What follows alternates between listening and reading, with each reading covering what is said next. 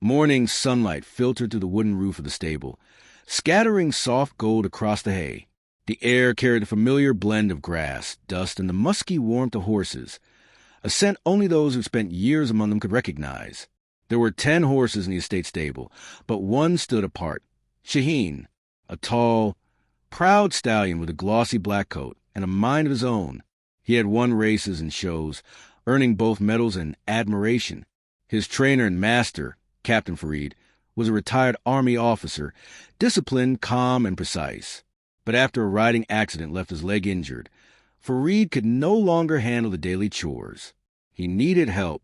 That's when Asim appeared, a thin, soft-spoken young man with eyes that seemed to hide more than they revealed. Farid asked a few formal questions, liked his quiet respectfulness, and hired him on the spot. For the first 2 days, everything seemed fine. Asim cleaned the stalls, brushed the horses, and even managed to earn the trust of a few nervous ones. All except Shaheen. Whenever Asim came near, Shaheen's muscles tightened. He'd lift his head sharply, nostrils flaring, eyes wide, not in anger, but in fear. Sometimes he'd back away, hooves scraping the floor, refusing even to eat if Asim was nearby. Asim couldn't understand it. Maybe he just needs time, he told himself. On the 3rd day, Captain Farid noticed. Strange, he muttered, watching from the doorway. Shaheen never reacts like that. I'll calm him down, sir. Just needs patience, Asim replied quickly, forcing a smile. Farid nodded, but unease had started to settle in his chest. Days passed and the tension deepened. Shaheen behaved normally when others were around, but the moment Asim stepped into the stable, something shifted. The stallion would paw the ground, shake his mane, or turn his head toward the wall, as though trying to escape a memory only he could sense. Then one night it got worse. Around 11, Farid heard loud thuds echoing from the stable. He grabbed his cane and stepped outside. The moon hung low, casting silver across the yard. Inside, Shaheen was rearing up, slamming his hooves against the stall door. His eyes were wild. Asim was there, holding a lantern. What's going on here? Farid barked. Asim stammered. He got spooked, sir. I was just trying to calm him down. Farid said nothing. He simply stared, his soldier's instincts sharp. Something wasn't right. The next morning, he called Bashir, an old hand who'd worked in his estate for 20 years. You've known this horse since he was a foal, Farid said. Ever seen him like this? Bashir shook his head. Never, Sahib.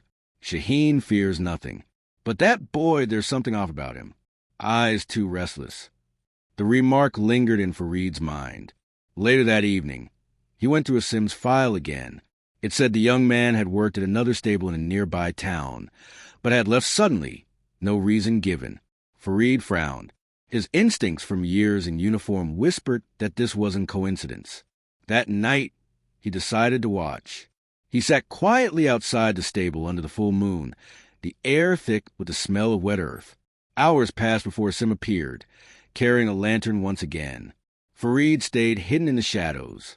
Asim moved slowly between the stalls, checking the locks, whispering softly, too softly. When he reached Shaheen, he began murmuring something under his breath. Shaheen's ears flicked back. His breathing quickened. The whites of his eyes glowed in the lantern's light. Farid leaned forward, straining to listen.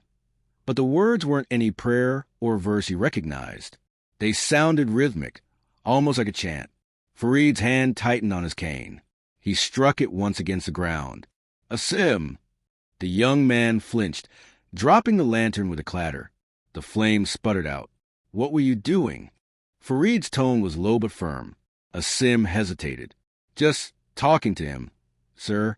He gets restless at night. Talking, Farid repeated slowly. And what language was that?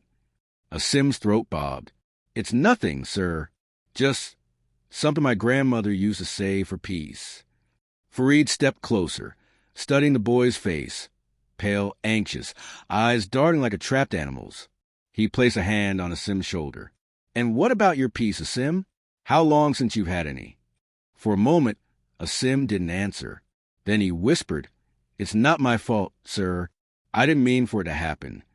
And before Fareed could ask what he meant, the boy turned and hurried out into the night. Shaheen stood still now, but his breathing was ragged, his body tense as a bowstring. Fareed stared at him for a long time. The old soldier in him knew this wasn't coincidence or superstition. Something bound the boy and the horse. Something old, hidden, and heavy. What he didn't know was that by the next sunrise, the truth would start to unfold. A truth that would change both Shaheen's fate and Asim's life forever. The next morning dawned heavy and gray.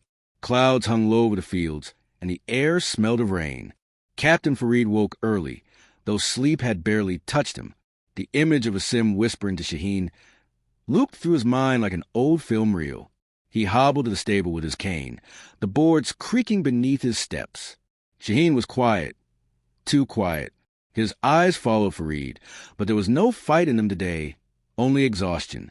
Bashir was already there, sweeping. "Sahib," he said softly, "the boy didn't come this morning." "Didn't come?" Fareed frowned. "Did he take his things?" Bashir nodded. "Gone before dawn.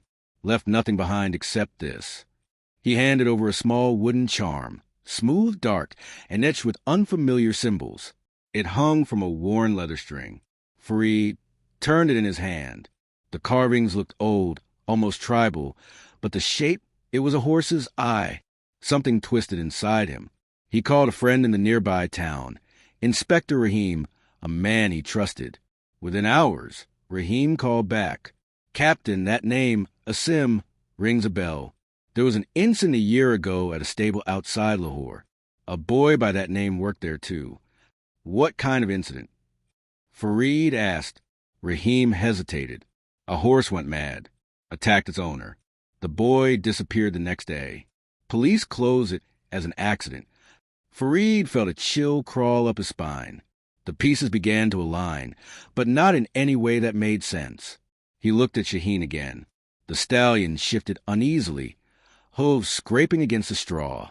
Fareed held up the charm. "You recognize this boy," he murmured. Shaheen snorted, pulling back his head sharply. His ears pinned flat. The same fear again. Fareed pocketed the charm.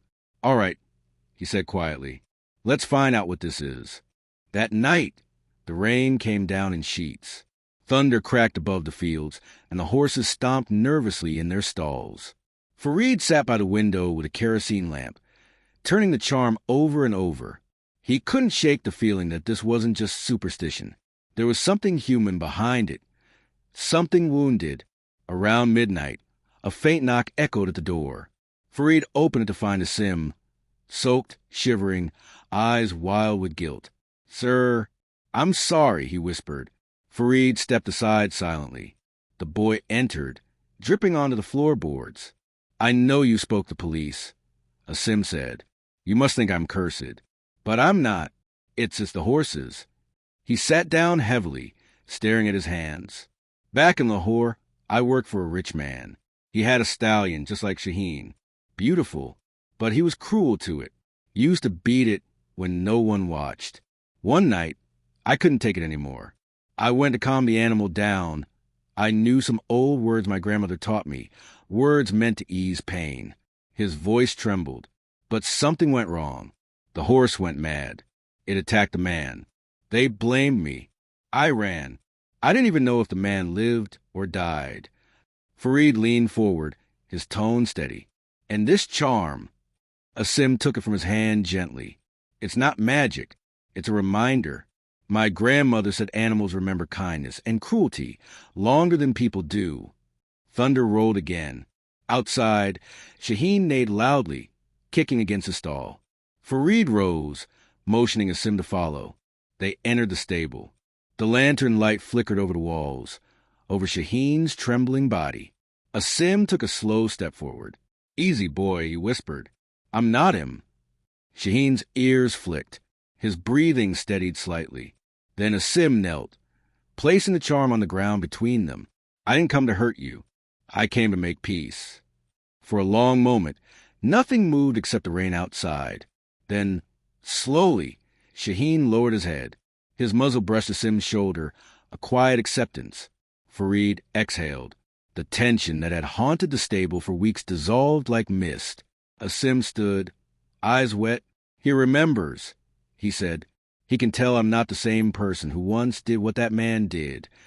Fareed nodded. "And maybe he's not the only one learning to forgive." Outside, dawn began to break through the clouds, a pale, uncertain light, but light all the same. Asim stayed on at this state. The whispers stopped. Shaheen grew calm again, even protective, often standing between Asim and anyone who approached too suddenly. People said horses can send souls. Fareed didn't argue. He just watched the two of them, a boy and a horse, both scarred, both healing. Because sometimes the past doesn't vanish. It just waits for someone brave enough to face it. And that was a secret that changed everything.